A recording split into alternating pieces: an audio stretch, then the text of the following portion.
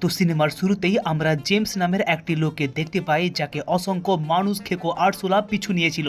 James প্রথমে ব্যাপারটা বুঝতে পারে না, কিন্তু যখন একটি আরসুলার কাছে গিয়ে দেখে তার সাইজ বিশাল আর মানুষকে কাছে পেলে যেন জ্যান্ত খেয়ে নেবে। লোকটি কি করবে কিছু বুঝতে না পেরে পালাতে থাকে, কিন্তু অবাক করা বিষয় যে এই শহরে জেমস ছাড়া আর কেউই বেঁচে নেই। চারিদিকে শুধু ধ্বংসাবশেষ, বাড়ি গাড়ি খালি হয়ে পড়ে আছে, আর তার ওপর এই মানুষ খেকো আরসুলা জানি না কোথা থেকে এসেছে, পুরো শহরটাকে যেন গ্রাস করে নিয়েছে। একটি ভয়ানক অভিশপ্ত শহর। কিন্তু কি হয়েছিল এই শহরের সঙ্গে, আর জেমস এই মৃত্যু নগরীতে একা কি করছে? হ্যালো এভরিওয়ান, আমি Sandeep and today timeline Bangla present 2026-এ মুক্তি পাওয়া একটি সেরা horror cinema the return of Silent Hill. তো কাহিনীর শুরুতে আমরা জেমস নামের এক ব্যক্তিকে দেখতে পাই যে কিনা একদিন রাস্তা দিয়ে যাওয়ার সময় তার গাড়ি প্রায় ধাক্কা লেগে যাচ্ছিল মেরি নামের এক মেয়ের সঙ্গে। এরপর জেমস মেরির সঙ্গে কথা বলতে শুরু করে, আর মেরি জানায় যে সে সাইলেন্ট হিল নামের একটি ছোট্ট শহরে যেতে চায়, কিন্তু তার বাস মিস হয়ে গেছে।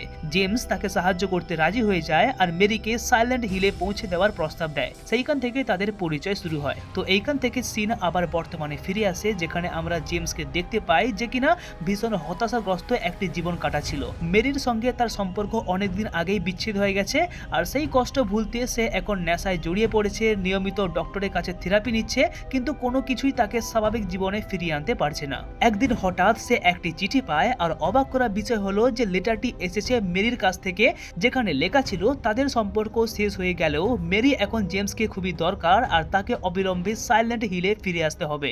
জেমস যেহেতু মেরিকে প্রাণের চেয়েও বেশি ভালোবাসতো, তাই কোনো কিছু না ভেবে সাইলেন্ট হিলে যাওয়ার সিদ্ধান্ত নেয়।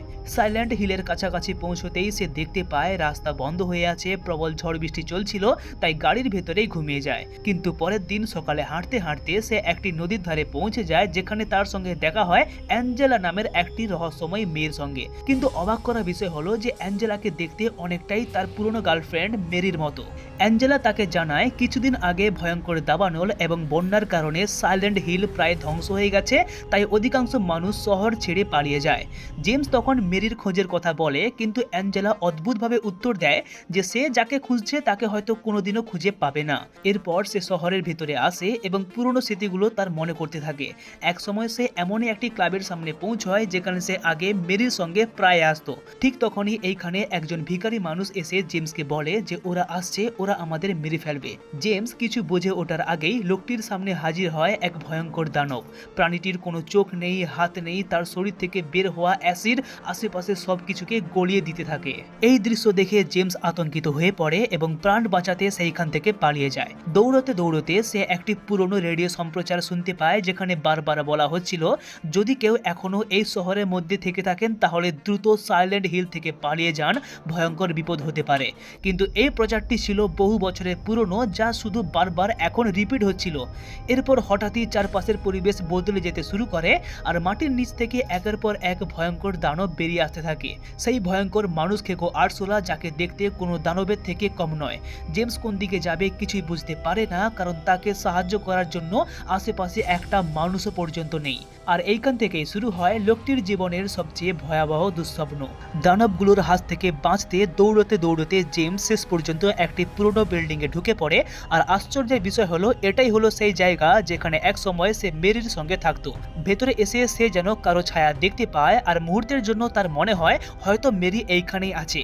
কিছুক্ষণ পর তার ডক্টর তাকে ফোন করে বলে সাইলেন্ট হিলে তোমার কোনো বাড়ি নেই, তোমার কোনো ভালোবাসা নেই, মেরি আর বেঁচে নেই, তাই যত তাড়াতাড়ি সম্ভব ওই শহর থেকে ফিরে এসো।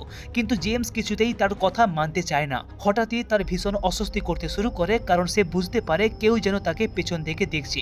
সে এখানে একটি গোপন আলমারি দেখতে পায়, যেখানে রাখা ছিল মেরির বাবার একটি অদ্ভুত মূর্তি। মূর্তিটির মুখ দেখতে খুবই ভয়ঙ্কর, আর এইখানে একটি সে মথকেও দেখতে পায়। মথ হলো প্রজাপতির মতো দেখতে এক প্রকারের পতঙ্গ, যাকে এইখানে হরর টাইপের হিসেবে প্রেজেন্ট করা হয়েছে। এইদিকে জেমসের মাথায় পুরনো স্মৃতিগুলো ভেসে উঠতে শুরু করে, যে এক সময় শহরের প্রায় অনেক মানুষ মেরির কাছে আসতো, আর তারা এই গোপন রুমে জড়ো হয়ে কিছু একটা অদ্ভুত আচার অনুষ্ঠান করত। জেমস কখনোই এইগুলো পছন্দ করতো না, কিন্তু মেরি তাকে বারে বারে বোঝাতো যে এইগুলো নাকি তাদের পারিবারিক কালচার।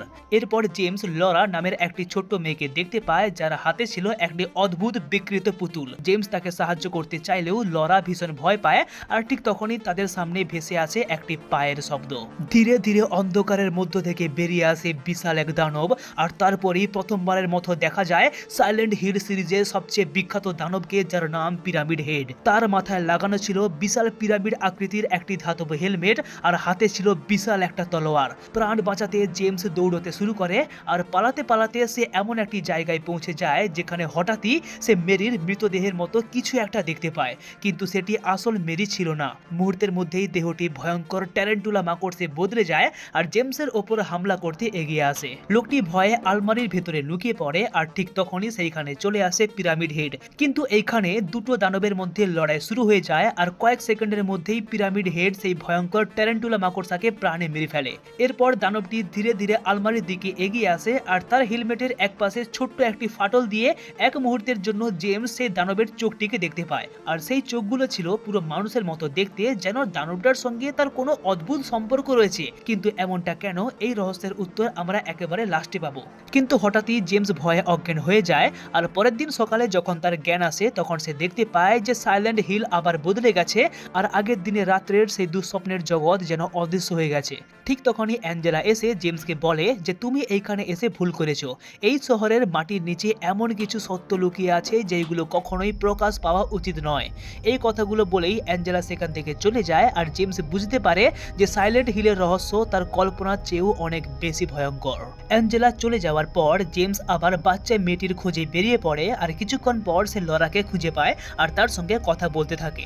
লরা বলে পুতুলটি তাকে মেরি দিয়েছিল। এই কথাটা শুনে জেমস আবার অবাক হয়ে যায়, তাহলে কি মেরি সত্যি এই শহরে আছে, এখনো বেঁচে আছে? ঠিক তখনই দূর থেকে একটি অদ্ভুত শব্দ শোনা যায় আর লরা হঠাৎ করে দৌড়ে পালিয়ে যায়। জেমসও তার পেছন নিতে শুরু করে। দৌড়তে দৌড়তে সে বিশাল একটি ভুলভুলাইয়ার মতো জায়গায় ঢুকে পড়ে আর সেইখানে হঠাৎ তার সঙ্গে দেখা হয়ে যায় আর একজন রহস্যময় নারীর সঙ্গে, যার নাম মারিয়া। কিন্তু অবাক করা বিষয় যে মারিয়াকে দেখতে হুবহু মেরির মতো ছিল, একই রকম মুখ, একই চোখ, একই চেহারা। তবে মারিয়া মেরির থেকে অনেক বেশি কনফিডেন্ট এবং রহস্যময়ী। রাস্তা দিয়ে যাওয়ার সময় জেমসের আবার পুরনো স্মৃতি মনে আসতে শুরু করে যে সে একদিন কিছু লোককে অনুসরণ করেছিল যারা মেরিকে কোথাও একটা নিয়ে যাচ্ছিল। তাদের পিছু নিতে নিতে সে একটি গোপন দরজা দেখতে পায় যেখান থেকে মাটির নিচে যাওয়ার একটি ছোট্ট রাস্তা ছিল। তো বর্তমানে ফিরে এসে জেমস ও মারিয়া সামনাসামনি হয় সেই হাত কাটা চোখহীন ভয়ঙ্কর দানবের সঙ্গে, যার ভেতর থেকে একটি অ্যাসিড বেরিয়ে সবকিছু গলিয়ে দিচ্ছিল। কিন্তু কোনো রকম তারা সেইখান থেকে বেঁচে একটি হাসপাতালের ভেতরে চলে আসে। এইখানে তারা একটি অডিও টেপ খুঁজে পায় যেখানে মেরি এবং একজন ডাক্তারের কথোপকথন রেকর্ড করা ছিল। রেকর্ডিং থেকে জানা যায় যে বহু বছর ধরে নাকি মেরিকে এমন কিছু ওষুধ দেওয়া হয়েছিল যা ধীরে ধীরে তার শরীর ও মানসিক শক্তিকে নষ্ট করে আসছিল। মারিয়া তখন জেমসকে বলে যে শহরের অনেকদিন ধরেই গুজব ছিল যে মেরির বাবা নাকি এক ভয়ঙ্কর গুপ্ত সম্প্রদায়কে পরিচালনা করতেন আর তার বাবার মৃত্যুর পর সেই সম্প্রদায়ের সদস্যরা তাকে ভগবানের মতো নয় বরং শয়তানের মতো পুজো করতে শুরু করে। এই কথাটা শুনে জেমসের মাথায় আরো কিছু পুরনো স্মৃতি মনে আসতে শুরু করে যে সে সেই দিন দেখতে পেয়েছিল যে গোপন রাস্তার ভেতরে গুপ্ত সম্প্রদায়ের সদস্যরা মেরিকে ঘিরে রেখেছে। মেরির বাবা তার মেয়েকে একটি ড্রাগস খাওয়াচ্ছিল আর ভয়ঙ্কর একটি রিচুয়ালকে ফলো করেছিল। আর মেয়েটির বাবা মানুষের রক্ত নিয়ে কিছু একটা কালো জাদুর মতো করছিল। প্রেজেন্ট টাইমে হঠাৎই হাসপাতালের চারপাশ বদলে যেতে শুরু করে আর দেওয়ালগুলো মরিচা ধরা লোহার কাঠামোতে বদলে যায়, আলো নিভে যায় আর পুরো হাসপাতাল দুঃস্বপ্নের এক ভয়ঙ্কর জগতে রূপ নেয়। আর ঠিক তখনই চারপাশ থেকে বেরিয়ে আসতে শুরু করে বিকৃত চেহারার নার্সের দানবেরা। দানবগুলো জেমস এবং মারিয়ার ওপর হামলা করে আর প্রাণে বাঁচাতে তারা একটি লিফটের দিকে দৌড় দেয়। কিন্তু শেষ মুহূর্তে একটি দানব মারিয়ার পেটে চাকু চালিয়ে দেয় আর কিছুক্ষণ পর জেমস মেয়েটিকে তুলে নিয়ে একটি রুমে চলে যায়। এইখানে মেয়েটি জেমসকে একটি কথা বলে যে তুমি চাইলে বলতেই পারো যে আমি তোমার গার্লফ্রেন্ড মেরির মতো দেখতে। যদি তুমি জানতে পারো যে মেরি আর বেঁচে নেই তাহলে তুমি আমাকে নিয়ে এই শহর ছেড়ে চলে যাবে আর কখনো এই দিকে ফিরেও তাকাবে না। কিন্তু জেমস কোনো উত্তর দেয় না, কারণ সে এখনো বুঝতে পারছে না যে এই নারী আসলে কে, মেরি নাকি অন্য কেউ। আর ঠিক তখনই তার জীবনের সবচেয়ে বড় সত্য ধীরে ধীরে সামনে আসতে শুরু করে। কিছুক্ষণ পর তার সঙ্গে আবার সেই বাচ্চা মেয়েটির দেখা হয় আর জেমস তাকে জিজ্ঞেস করে যে সে মেরির ব্যাপারে কিছু জানে নাকি। কিন্তু লরা বলে তোমাকে দেখে মনে হয় না যে তুমি সত্যি মেরিকে খুঁজতে চাও, তুমি অনেকদিন আগেই তাকে একা ফেলে চলে গিয়েছিলে। এই কথাটির মানে বুঝে ওঠার আগেই লরা আবার দৌড়ে পালিয়ে যায় আর জেমস তার পেছনে দৌড়তে শুরু করে আর হাসপাতালের আরো ভেতরে চলে যায়।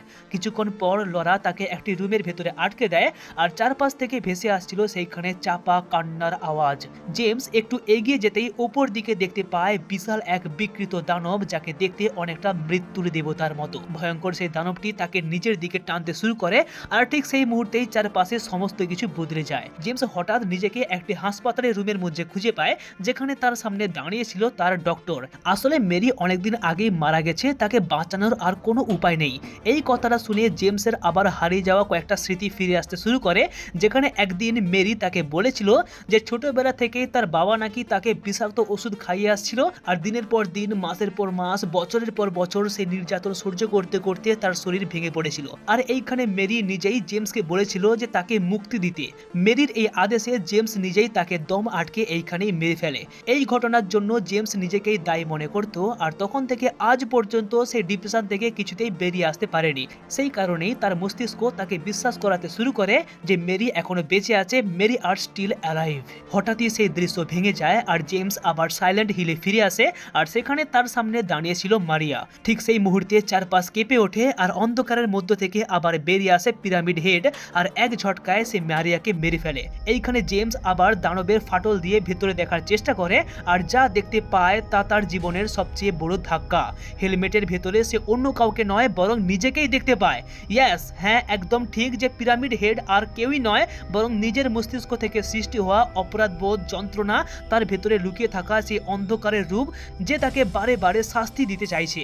এরপর সে হাসপাতালের ভেতরে অনেকগুলো মেরির ছবি দেখতে পায়, আর ওপরে ছাদে গিয়ে যা দেখে তার নিজের চোখে বিশ্বাসই করতে পারে না। এইখানে জেমস একটি বিছানায় অসুস্থ দুর্বল লেডিকে দেখতে পায়, কিন্তু ভয়ঙ্কর একটি অন্ধকার দানব তাকে ধীরে ধীরে গ্রাস করছে। মুহূর্তের মধ্যে সিন আবার পাল্টে যায়, আর এইবার জেমস নিজেকে হোটেলের ছাদে দেখতে পায়, যেখানে পড়েছিল তারই সামনে মেরির ডেড বডি। এই দেখে তার আবার পুরনো স্মৃতি মনে আসতে থাকে, যে সে নিজেই মেরিকে এই পৃথিবী থেকে মুক্তি দিয়েছিল, কিন্তু চিরজীবন তাকে সে এতটাই ভালোবেসে এসেছে যে মেরি তার কল্পনা থেকে বেরোতেই পারেনি, আর সেই অপরাধ বোধ তাকে সাইলেন্ট হিলের সঙ্গে বেঁধে রেখেছিল। এইখানে মেরির ডেড বডি থেকে অসংখ্য পোকামাকড় বেরিয়ে আসতে থাকে। তারপর দেখা যায় মৃত্যুর সেই বিশাল রূপ যাকে জেমস আগেও দেখেছিল, কিন্তু এইবার সে আর ভয়ে পালায় না।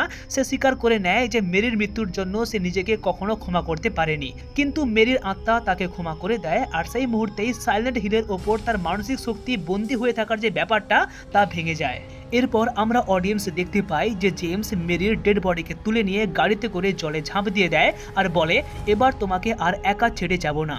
এরপর কাহিনীতে এক অদ্ভুত সিন দেখা যায়, যেখানে জেমস আবার সেই দিনে ফিরে যায় যেই দিন সে প্রথমবার মেরির সঙ্গে দেখা করেছিল, কিন্তু এইবার সে মেরিকে সাইলেন্ট হিলে নিয়ে যায় না, বরং তাকে নিয়ে অন্য একটি শহরে চলে যায়। আসলে এই দৃশ্যটি বাস্তবে ছিল না, বরং এটি ছিল জেমসের আত্মার শান্তি পাওয়ার একটি কল্পনা মাত্র। ফাইনালি জেমস সেই জীবন পেয়ে গিয়েছে যেটা সে সব সময় মেরির সঙ্গে কাটাতে চেয়েছিল, আর এইভাবেই শেষ হয়ে যায় রিটার্ন টু দ্য সাইলেন্ট হিলের কাহিনী। তবে এই সিনেমার সবচেয়ে গুরুত্বপূর্ণ বিষয় হলো যে এইখানে সাইলেন্ট হিল শুধু একটা শহর নয়, এটা মানুষের অপরাধ বোধ, ট্রমা এবং মানসিক অন্ধকারের প্রতিচ্ছবি। যে মানুষ নিজের অতীতের যন্ত্রণা থেকে পালাতে পারে না, সাইলেন্ট হিল তাকে নিজের ভেতরে দাঁড় করিয়ে দিত, আর জেমসের পুরো কাহিনী ছিল সেই দুঃস্বপ্নকে স্বীকার করে মুক্তি पावर गल्प। तो गुरु अगर कहानी पसंद आई हो तो please like share subscribe and मिलते हैं अगले वीडियो में।